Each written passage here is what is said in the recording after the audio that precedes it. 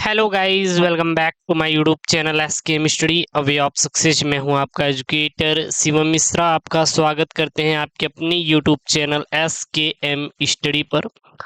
और यहां पर हम लेकर आए हैं आज आपके पुष्पी पादपों में लैंगिक जनन। जी हाँ, जो पुष्पी पादपों में लैंगिक प्रजनन है, इसके सभी महत्वपूर्ण प्रश्न लेके आए हैं।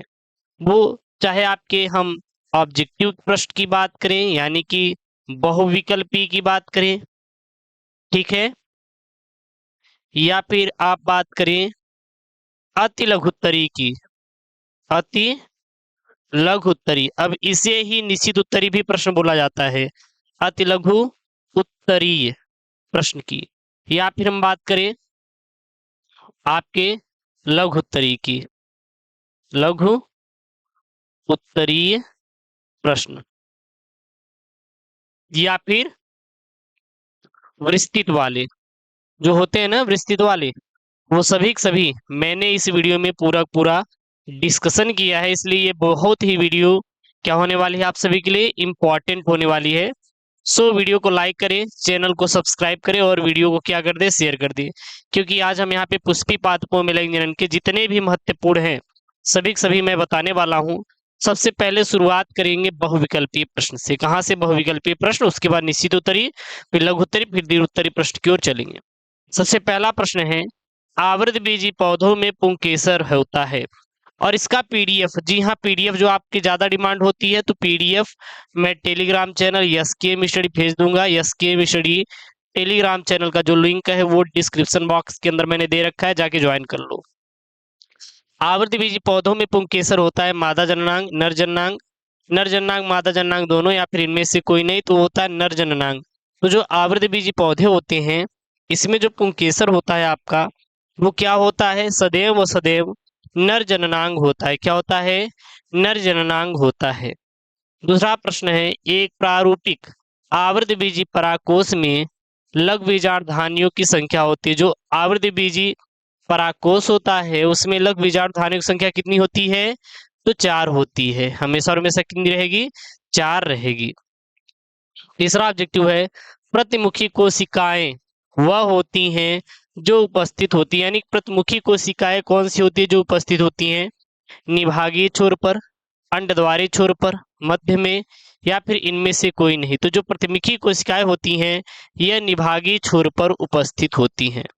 चौथा प्रश्न यहाँ पे, निम्नलिखित में से कौन सी कोशिकाएं सभी प्रकार के भ्रूणकोश में पाई जाती हैं, सह कोशिकाएं, अंड कोशिका, प्रथमुखी कोशिका, ये सभी। तो वो पाई जाती हैं अंड कोशिका, यानी कौन सी कोशिकाएं सभी प्रकार भ्रूणकोश में पाई जाती हैं, वो पाई जाती हैं आपकी अंड कोशिका।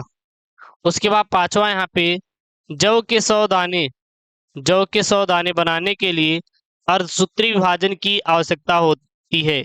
यदि जौ के 100 दाने बनाने हैं तो इसमें कितने अर्धसूत्री विभाजन की आवश्यकता पड़ेगी, तो 125 अर्धसूत्री विभाजन की आवश्यकता पड़ेगी।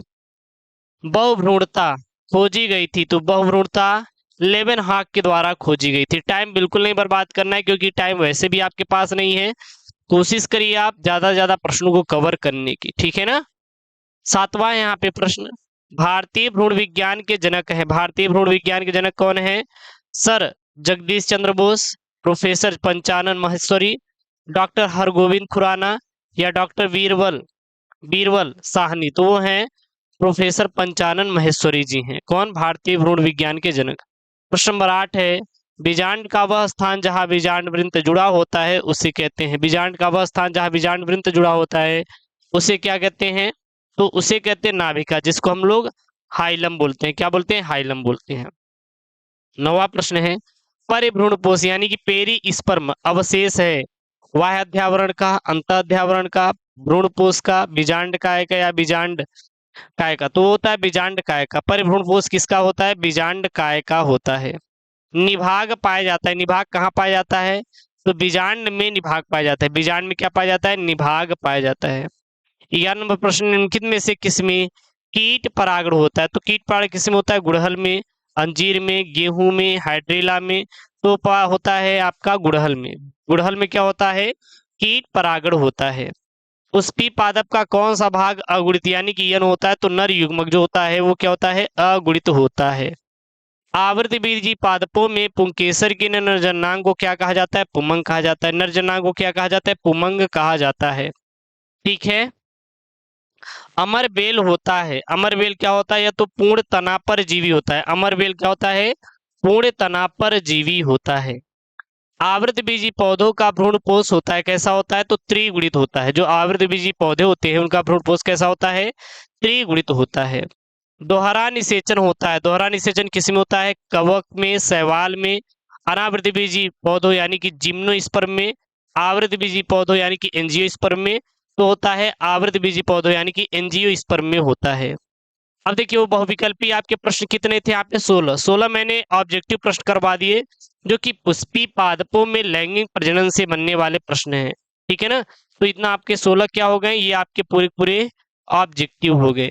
अभी और देखेंगे यूट्यूब पे तो यही 16 ऑब्जेक्टिव कम से कम 1 घंटे पढ़ाएंगे। तो भाई साहब कोई मतलब नहीं निकला ना 1 घंटे में उसको समाप्त करने का है।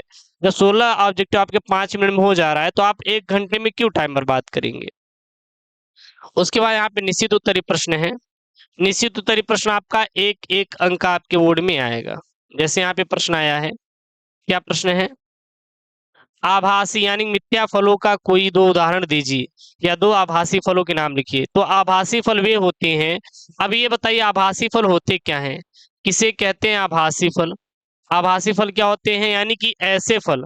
आभासी फल किसे कहते हैं, लिख लीजिए, ऐसे फल, ऐसे फल जिनका निर्माण, जिनका निर्माण निर्माण अंडाशय के अतिरिक्त अतिरिक्त अन्य भाग से होता है, अन्य भाग से होता है, से होता है, उसे हम लोग क्या कहते हैं, आभासी फल कहते हैं। जैसे नाशपाती और सेब क्या है, आभासी फल के क्या है, उदाहरण है। दूसरा प्रश्न यहाँ पे जलीय परागण करने वाले 2 पौधे के नाम लिखिए, हाइड्रेला और वेलिसनेरिया। ये सब क्या है, जलीय परागण करने वाले पौधे के नाम है, क्या है, हाइड्रेला और वेलिसनेरिया। अगला प्रश्न नंबर तीसरा है, सेब एक आभासी फल है क्यों, पुष्प का कौन सा भाग फल की रचना करता है। तो देखिए पुष्प का जो जो अंडाशय होता है, अंडाशय से किसका होता है, फल का निर्माण होता है। तो परिपक्व अंडाशय क्या है, एक वास्तविक फल होता है। लेकिन आभासी फल क्या है, यदि फल के निर्माण में अंडाशय के अलावा फूल का अन्य भाग भी भाग लेता है तो उसे हम लोग आभासी फल कहते हैं। जैसे सेब एक क्या है, आभासी फल है, यानी कि अन्य भाग, फूल मतलब अंडाशय के अलावा फूल का कोई अन्य भाग से हमारा क्या हो, फल का निर्माण होता है, तो उसे हम लोग क्या कहते हैं, आभासी फल कहते हैं। जैसे आपका सेब हो जाएगा। प्रश्न नंबर 4 है, पुष्प में दल का क्या कार्य होता है। तो पुष्प में दल परागकर्ताओं को आकर्षित करके परागण में सहायता करता है। पुष्प में दल, अब दल क्या होता है, दल आप देखे हैं रंग बिरंगे होते हैं, रंग बिरंगे होते हैं, तो यही क्या कहलाते, दल होते हैं। उसके बाद प्रश्न नंबर 5 है, कीट द्वारा परागित पौधे के नाम लिखिए। तो आक है, साल्विया है, पीपल है, गुलर है और अंजीर। ये सब क्या है, ये सब कीट परागित पौधे के नाम है। तो ये साल्विया वाला आता है, कीट परागित पौधे कौन से, साल्विया, टीआर रट ले लीजिए। असंग जनन क्या है, या फिर असंग जनता यानी कि एपोमिक्सिस को परिभाषित कीजिए। तो बिना अर्धसूत्री विभाजन तथा संयुग्मन के बिना जननिक प्रजनकों का विकास असंग जनता कहलाता है। असंग जनता क्या होता है, तो बिना अर्धसूत्री विभाजन तथा संयुग्मन के बिना जननिक प्रजनकों का विकास क्या कहलाता है, असंग जनता कहलाता है। ये एक बहुत ही इंपॉर्टेंट और प्यारा प्रश्न है जो कि आपके बोर्ड एग्जाम में पूछा जाएगा। बोर्ड एग्जाम में क्या हो जाएगा, पूछा जाएगा, तो इसे आप लोग याद कर लीजिए। 7वां प्रश्न है, दोहरा निषेचन क्या है, इसकी खोज किसने किया था। तो आवृतबीजी पौधों में संयुग्मन तथा त्रिसंलयन दोनों को सम्मिलित रूप से दोहरा निषेचन कहते हैं। यानी जो आवृतबीजी पौधे होते हैं इसमें क्या होता है, संयुग्मन होता है और क्या होता है, त्रिसंलयन होता है, और दोनों को सम्मिलित रूप से हम लोग क्या कहते हैं, दोहरा निषेचन कहते हैं। इसकी खोज नवाज़ ने फ्रीटिलेरिया तथा लीलियम के पौधे में किया था। कहां पर किया था, नवाज़ ने फ्रीटिलेरिया तथा लीलियम के पौधे में किया था। प्रश्न नंबर 8 है, परागकोश में परागकण किसके भोजन प्राप्त करते हैं, यानी परागकोश में जो परागकण होते हैं वो किससे भोजन प्राप्त करते तो वो टेपीटम से भोजन प्राप्त करते। टेपीटम का क्या कार्य होता है? पराग कोश में परागकण को पोषण प्रदान करना। तो इसका काम होता है पोषण प्रदान करना। अब ये पोषण प्रदान करना भैया, किसको पोषण प्रदान करना? वो प्रदान करना परागकण को, यानी परागकण को पोषण प्रदान करना। प्रश्न नंबर 9 है, आक्जेलिस तथा कोमेलाइना कौन से दो प्रकार के पुष्पों का उत्पादन करते हैं और उनका नाम बताइए। तो होते हैं अनमिल्य पुष्प तथा उन्मिल पुष्प। ठीक है। 10 है यहाँ पे, हेस्प्रीडियम फल के दो उदाहरण दीजिए, नारंगी और नींबू। ये कौन है? हेस्प्रीडियम फल के दो उदाहरण है। भ्रूणकोश का विकास आवृतबीजी पौधे के किस प्रक्रिया के फलस्वरूप होता है? यानी कि भ्रूणकोश का विकास किस प्रक्रिया के फलस्वरूप होता है, यहाँ पे वर्णन करना है। तो यहाँ पे उत्तर क्या लिखेंगे? भ्रूणकोश का विकास इन पौधों में द्विनिषेचन के साथ त्रिसंयुग्मन और द्वितीयक केंद्रक के एक नर युग्मक के संयुक्त होने से होता है। ठीक है। उसके बाद है यहाँ पे प्रश्न नंबर 12, पुंजायांगी अवस्था किसे कहते हैं? उदाहरण सही समझाइए। तो जब पुष्प में पुंकेसर जायांग के साथ जुड़े होते हैं तो उसे हम लोग पुंजायांगी अवस्था कहते हैं। जब पुष्प में पुंकेसर जायांग के क्या होते हैं? साथ जुड़े होते हैं तो उसे हम लोग पुंजायांगी अवस्था कहते हैं। जैसे कि आर्किड्स, आक और हंसलता इत्यादि पौधे में पुंजायांगी अवस्था पाई जाती है। अब इसके बाद आपका लघुत्तरीय प्रश्न है। ये सारे महत्वपूर्ण लघुत्तरीय प्रश्न देख लीजिए। पहला प्रश्न यहाँ पे बोला जा रहा है कि आवृतबीज पौधों में परागकण से निकली परागनलिका के बीजांड एवं भ्रूणपोष में प्रवेश की प्रक्रिया किस प्रकार होती है, या फिर निभागी निषेचन की नामांकित चित्र बनाइए। तो ये एक इंपॉर्टेंट क्वेश्चन जो कि आपके पेपर में बार बार रिपीट किया जाता है गरेजा लोग।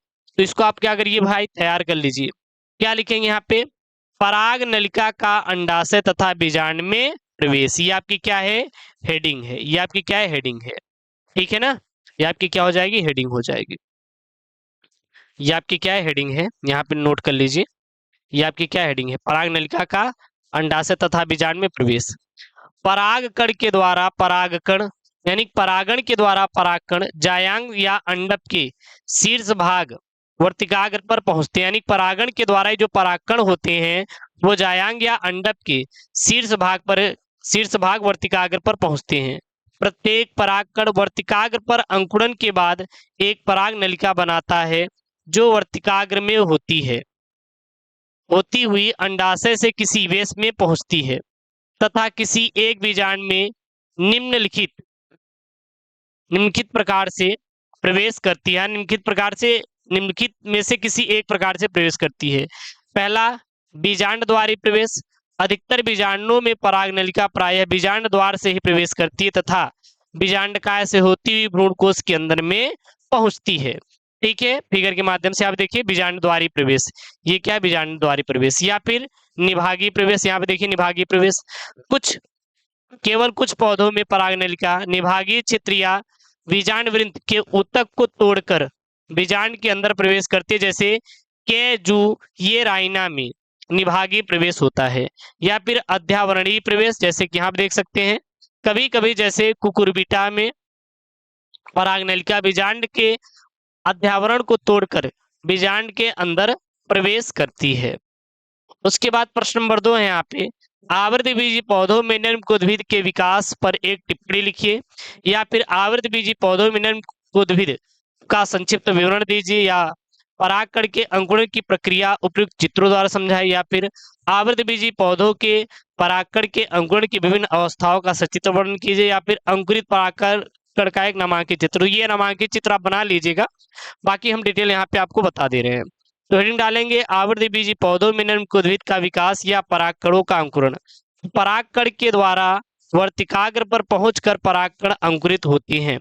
इस समय प्रत्येक परागकण वर्तिकाग्र के द्वारा स्रावित तरल को सोखकर फूल जाता है और उसके जननिक छिद्रों से अंतःचोल जीव द्रव्य के साथ बाहर को दिखने लगता है। जो उसके अंदर जीव द्रव्य होता है वो बाहर दिखने लगता है और इनमें से कोई एक परागनलिका के रूप में बढ़ जाता है और इस परागनलिका के सिरे के अंदर नलिका केंद्रक तथा उसके पीछे जनन केंद्रक होता है। जनन केंद्रक कुछ समय पश्चात साधारण विभाजन द्वारा विभाजित होकर दो नर युग्मकों का निर्माण करता है। कौन कौन से? और पराग नलिका वर्तिकाग्र से होकर वर्तिकाग्र में आ जाती है और धीरे धीरे अंडाशय तक पहुंचती है।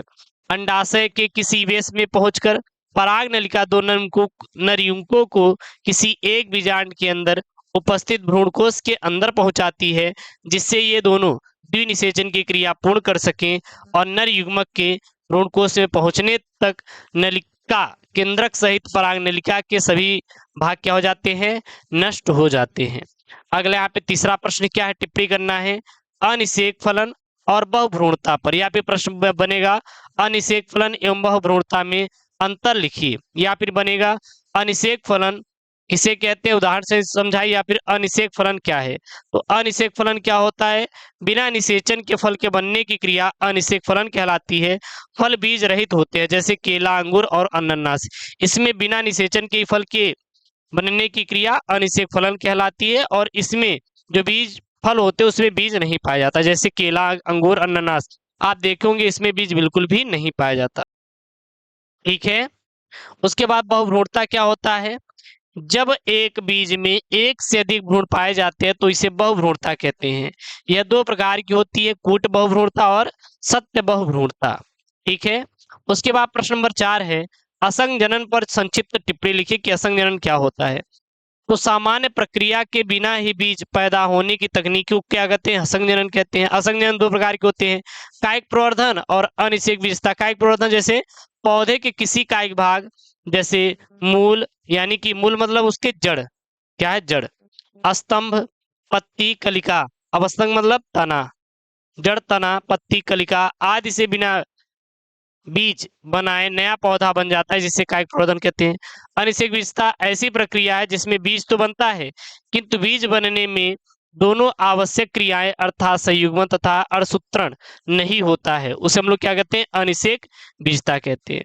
प्रश्न नंबर 5 है अनिषेक जनित फल क्या है, उदाहरण से समझाइए। तो वे फल जिनमें बीज नहीं होते अनिषेक जनित फल कहलाते हैं, जैसे केला। टेपिटम कहाँ होता है, इसका क्या कार्य होता है? टेपिटम परागकोश में पाया जाता है, इसका कार्य होता है परागकणों को पोषण प्रदान करना। प्रश्न नंबर 7 यहाँ पे बीज क्या है, किसी एक बीज की संरचना का वर्णन कीजिए।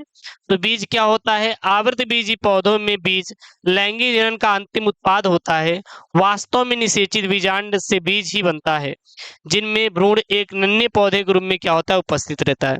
बीज की संरचना की बात करें तो एक प्रारूपिक बीज के 3 भाग होते हैं, बीज चोल, बीज पत्र और भ्रूणी अक्ष, ये 3 प्रकार के होते हैं।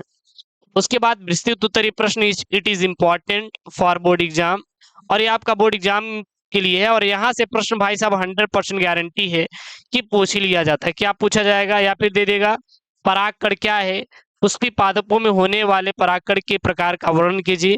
द्विवीय परागकण क्रमकों के बारे में लोग कीजिए। पर परागण क्या है, लाभ हानि, स्वपरागण के लाभ हानि। ठीक है ना। तो इस प्रकार के यहाँ पे प्रश्न पूछे जाएंगे, तो मैं सारा यहाँ पे आपको मैं डिटेल से समझा दे रहा हूँ, तो बहुत ज्यादा टाइम नहीं लॉस करेंगे, बहुत अच्छे तरीके से इसको भी समझ लेंगे। सबसे पहले जानिए आपकी ये परागण होता क्या है, किसे कहते हैं परागण। तो किसी पुष्प के पराग कोशों से निकले हुए परागकणों के उसी पुष्प के वर्तिकाग्र पर अथवा उसी जात के किसी दूसरे पुष्प के वर्तिकाग्र पर पहुंचने की क्रिया को परागण कहते हैं। परागण का सामान्यतः कितने प्रकार के होते हैं? 2 प्रकार के। पहला स्वपरागण, दूसरा आपका पर परागण। तो ये स्वपरागण क्या होता है? परागकणों के उसी पुष्प के वर्तिकाग्र पर पहुंचने की क्रिया स्वपरागण कहलाती है। ठीक है ना। तो जो परागकण होते हैं, परागकणों के उसी पुष्प के वर्तिकाग्र पर पहुंचने की क्रिया को स्वपरागण कहते हैं। स्वपरागण के क्या क्या लाभ है? यह निश्चित होता है क्योंकि इसके लिए किसी बाहरी से माध्यम की आवश्यकता नहीं होती।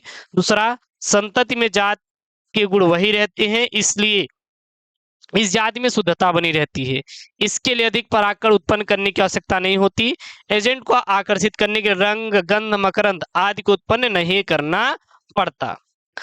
स्वपरागण से हानियां क्या क्या है? स्वपरागण से विभिन्नताएं सामान्यतः उत्पन्न नहीं होती या कम हो पाती हैं, अथवा पौधे की संतति के लक्षण वही रहते हैं, जिससे नई उन्नत जातियां उत्पन्न नहीं हो सकती। दूसरा, लगातार स्वपरागण होते रहने से उत्पन्न बीज संख्या में कम और हल्के होते हैं तथा पौधे दुर्बल व अस्वस्थ होते हैं। तो ये स्वपरागण के लाभ और हानि हो गए। दूसरा आपका क्या है, परपरागण। अब ये परपरागण क्या होता है, परागकणों के उसी जात के किसी दूसरे पौधे पर लगे पुष्प के वर्तिकाग्र पर पहुंचने की क्रिया को क्या कहते हैं, परपरागण कहते हैं। परपरागण कितने प्रकार के, 3 प्रकार के, वायु परागण, जंतु परागण और जल परागण। ठीक है ना। तो इसमें आपके परपरागण से लाभ, अब परपरागण से लाभ क्या क्या भैया, परपरागण से बने बीज अपेक्षाकृत बड़े, स्वस्थ तथा संख्या में अधिक होते हैं। परपरागण से नवीन जातियां उत्पन्न करने में बहुत सहायता मिलती है। परपरागण के होने पर ही कृत्रिम परागण करके नई, आवश्यक तथा वांछित लक्षणों वाली जातियां उत्पन्न की जा सकती है। और परपरागण से हानियां क्या क्या है, दूसरे पुष्प तथा परागकणों के ऊपर निर्भर रहना पड़ता है और किसी न किसी साधन पर निर्भर इसमें रहना पड़ता है, जिसके अभाव में परागण क्या हो जाता है, असफल हो जाता है। क्योंकि जब हम किसी साधन पर रहेंगे, मान लीजिए कीट पर है, कीट आया ही नहीं, तो जाहिर सी बात है परागण की क्रिया हो ही नहीं पाएगी। तीसरा, परागकणों को काफी नुकसान होता है और वायु तथा जल परागण में यह हानि और भी बढ़ जाती है। जात के लक्षणों की शुद्धता को स्थिर इसमें नहीं रखा जा सकता है। तो यहाँ पर मैंने आपके क्लास 12 बायोलॉजी पुष्पी पादपों में लैंगिक जनन की सभी महत्वपूर्ण प्रश्नों को मैंने लिया है एक ही वीडियो में, और कम समय मैंने यहाँ पे ज्यादा प्रश्नों को कवर किया है। और जो मैं यहाँ पे प्रश्न बता रहा हूँ, इससे बाहर आपके पेपर में एक भी प्रश्न आने वाला नहीं है। तो आपको बिल्कुल भी टेंशन नहीं लेना है। जो भी यहाँ पे मैंने बताया है, सारे प्रश्नों को आप डिटेल में पढ़ लीजिए, तैयार कर लीजिए। वो चाहे आपका ऑब्जेक्टिव हो, चाहे अतिलघु उत्तरीय हो, चाहे बहुविकल्पीय हो, या फिर दीर्घ उत्तरीय या विस्तृत उत्तरीय, सारे प्रश्न इंपॉर्टेंट है और आप इसे पढ़ लीजिए। आशा करते हैं वीडियो पसंद आई हो तो वीडियो को लाइक करिए, चैनल को सब्सक्राइब करिए और अपने दोस्तों के साथ वीडियोस को जरूर से जरूर शेयर करिएगा। तो मिलते हैं नेक्स्ट वीडियो में। ओके दोस्तों, थैंक यू, जय हिंद, टेक केयर, बाय बाय।